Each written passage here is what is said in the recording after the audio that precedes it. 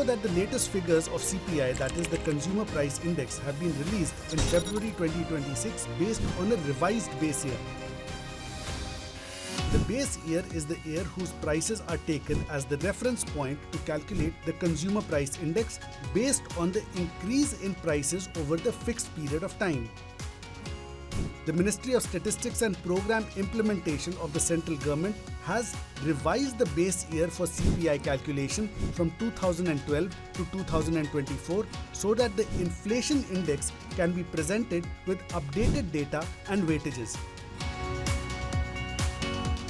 The benefit of making 2024 as the base year is that the CPI will now reflect updated consumption patterns.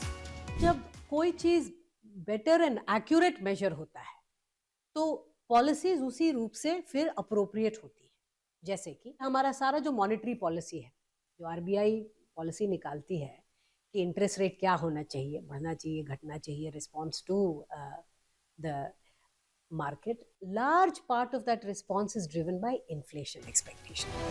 Through the base year revision, major changes in the country due to a new technology and revised consumption patterns have been incorporated into the CPI.